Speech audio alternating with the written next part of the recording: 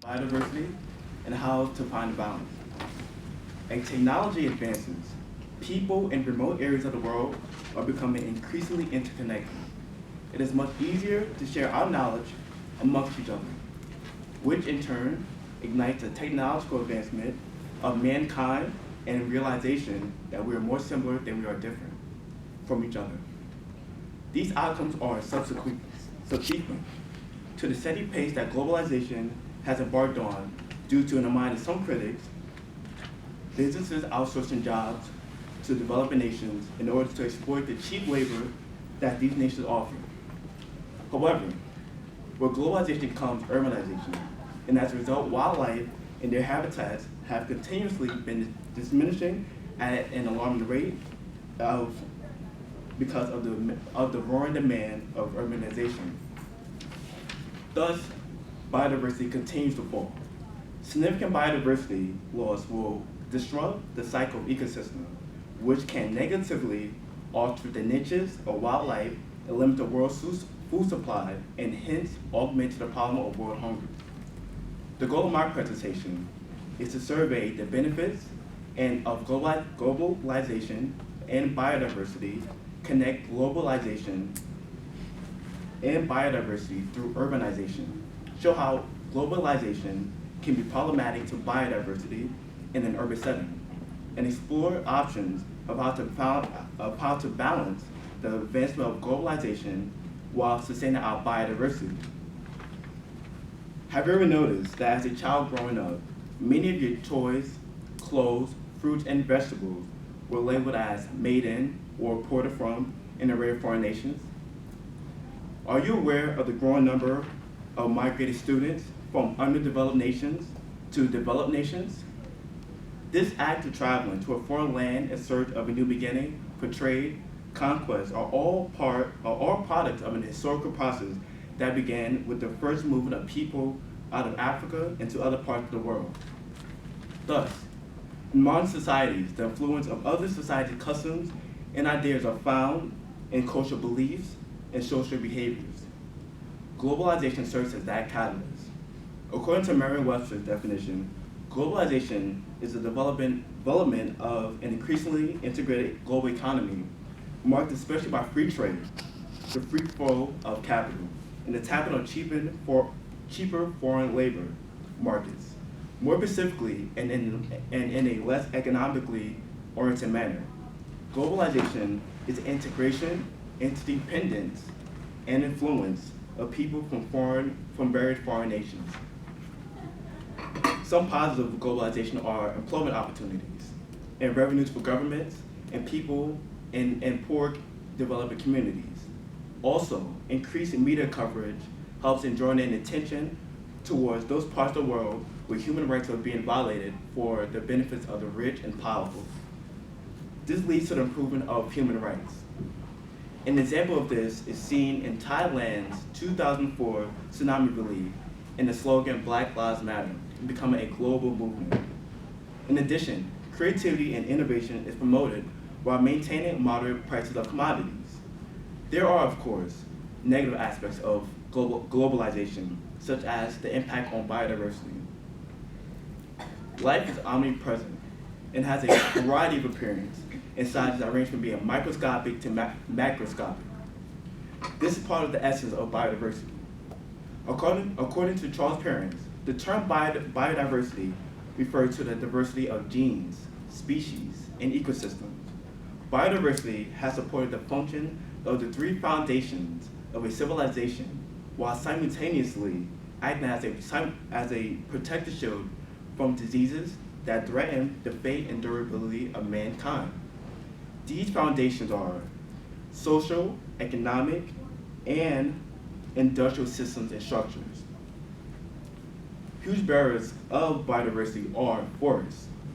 Forests help recycle the globe's excess of carbon dioxide, which prevents this greenhouse gas from escaping to the ozone layer and destroying the ozone layer. Tree growth is limited due to humanity's non-eco-friendly activities, which enhance the prevalence of carbon dioxide sitting in our environment and atmosphere. Additionally, pressure on forests comes from the comes from the growth of globalization, as mankind societies become more interconnected and demand more space and resources.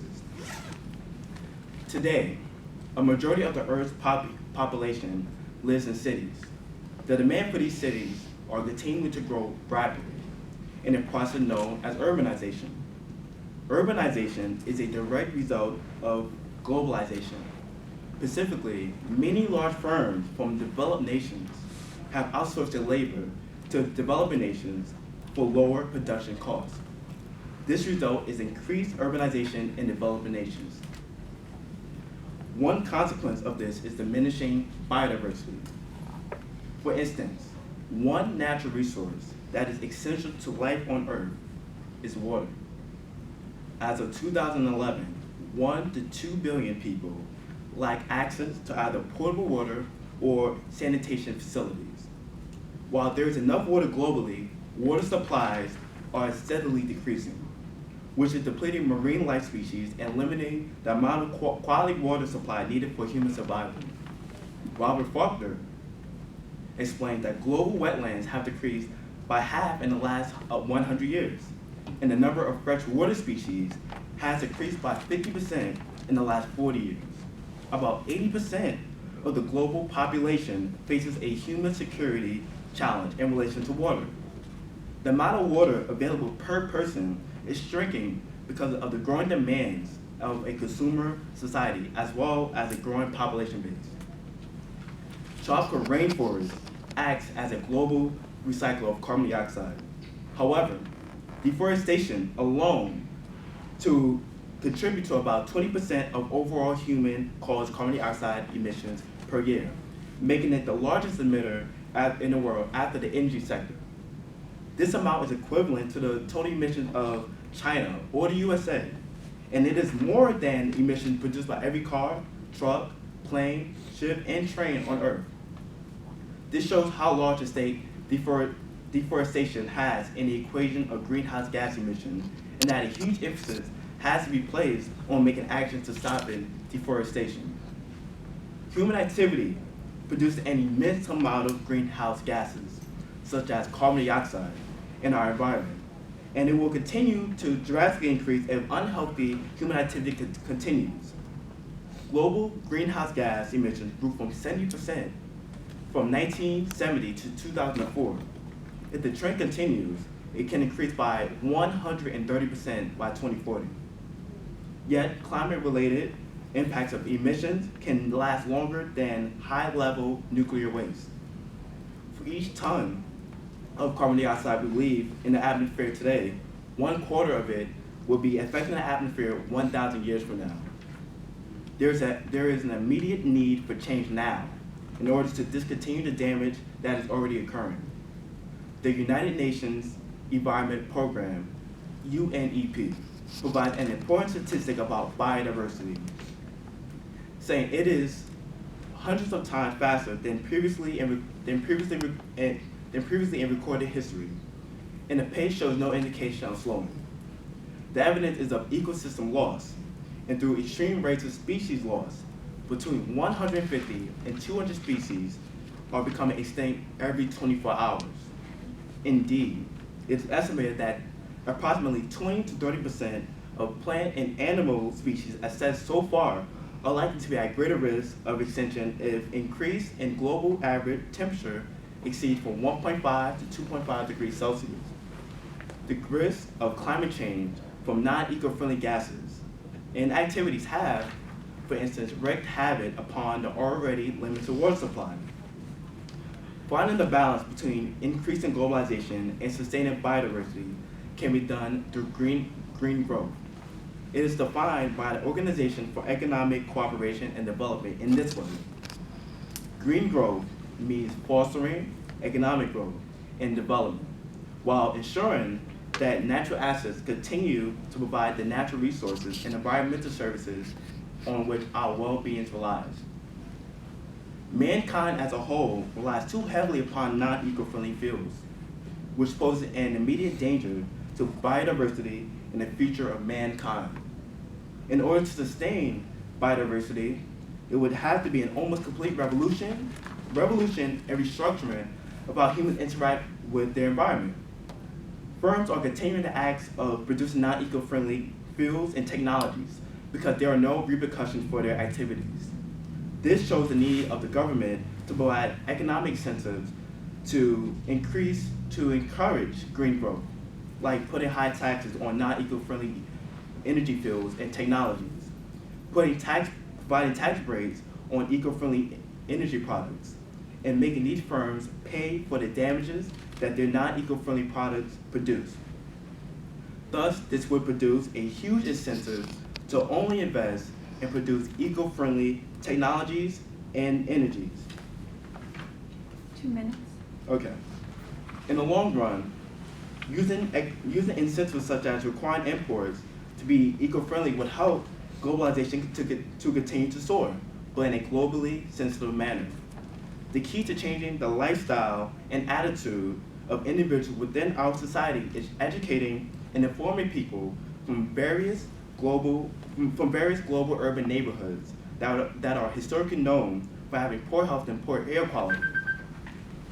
Through great global collaboration, global efforts, and global sacrifice made from both developing and developed nations, green growth can be a tangible entity. Thank you so much for listening.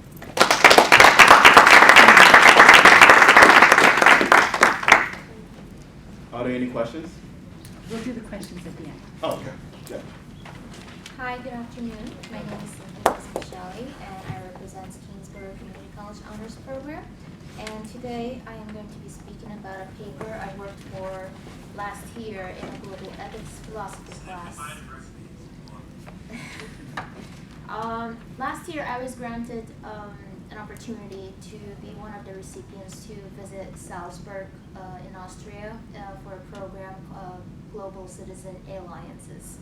And one of the themes that we had to work on is to distinguish roots of globalization.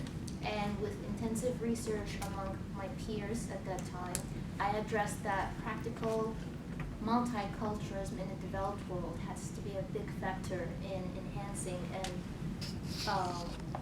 encouraging globalization in the world. So, in order to determine if a multiculturalism is a good, or mostly it could be counterproductive to universe understanding and world peace, it has to be weighted and to be justified for or to distinguish any possible consequences from it and its impact. We can all do this by doing research and to distinguish our analysis at the end. So one of the books that I had to read, it was by For Love of Country by Martha Nussbaum. She happened to be a Boston resident herself and a philosopher. And her book was talking about the significance of culture, or in other words, the significance of cosmopolitan.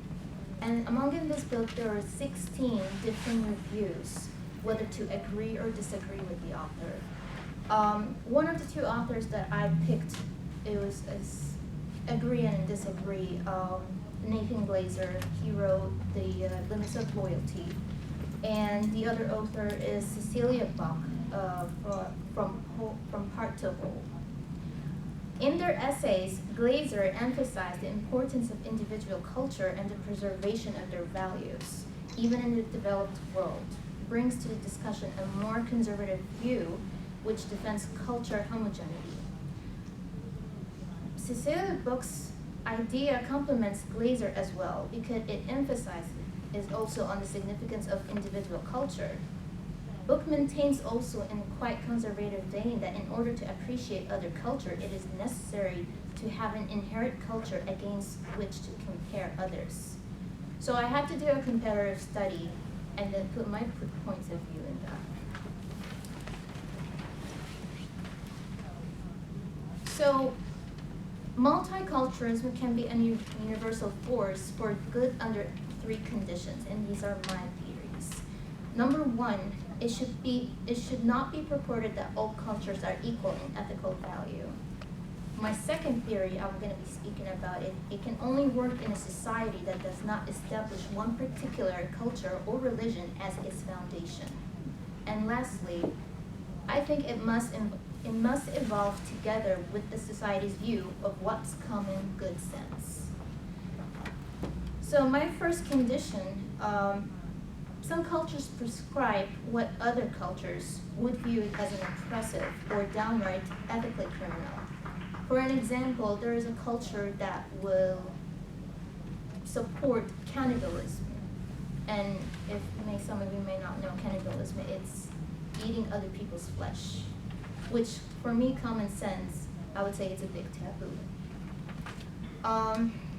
In some of these cultures, it is an honor to eat a deceased parent or relative, but in others, people will kill and eat their enemies. Regardless of what culture a modern person comes from, such practices are abominable from the point of view of common sense and not necessarily of any other culture.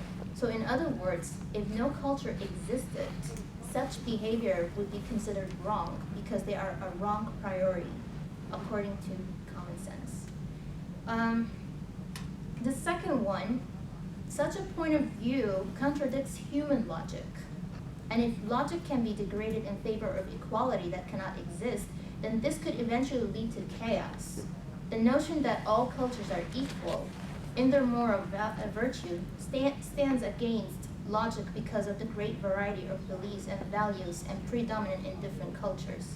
So for example, in one culture, such in some Hindus, it may be prescribed to kill a widow or have her commit suicide when her husband dies, in order to send her to heaven together with her deceased. At the same time, another culture or religion from the same rooftop or from the same land, different sector of India, it may be viewed absolutely or any kind of killing as wrongful. With this kind of disparity among cultures and religions, it is important to claim that they are all in the same terms of their moral virtue. The issue of variety of moral virtue that cannot be brought together under the same roof and called equality moral virtues that cannot be brought together, that well in Plato's early dialogue, Earth Philo, in which Socrates discussed the concept of piety with a man named Euthyro who had come to the city court to file charges against his own father for manslaughter. The point of the dialogue is that because different gods have different values, it is impossible to be pious to all gods at the same time. Consequently, if being pious means worshiping and obeying all gods at the same time, consequently, if being pious means, and so with all cultural equality, if all cultures are different, then they cannot be brought under one roof or one overreaching belief system that says that they can coexist as equal. Third problem of this is when multiculturalism means that all cultures are equal, it must of necessity be okay to permit any particular rite, ritual, or belief to occupy its rightful place in the legislation of the country that subscribes in such multiculturalism. If the government sincerely believes that all cultures are moral equals, it must permit some of the most radical rituals, such as killing widows of wealthy men to send them to heaven together with their benefactor husbands, as mentioned previously. If the government is upheld at the suggestion, then it must be admitted that the culture in which such a right is found is inferior to its own value system. If the government continues to claim that all cultures are equal but prohibits some of the rights that are central or even secondary, then such governments are hypocrite. So another source that I found was for Mehta. So she posed us the following question in response to the aftermath of the killing of 6 Sikhs in Oak Creek in Wisconsin in 2012. Can Sikhs be or should be part of the American society melting pot of assimilation of cultures? Well, the answer is they can definitely be part of the American melting pot if their cultural values do not come in conflict with the same secular constitution. The fact of the tragedy is relevant to the ignorance of people about other cultures. However, the question posed does not challenge the nation that multiculturalism can exist. Rather, it assumes that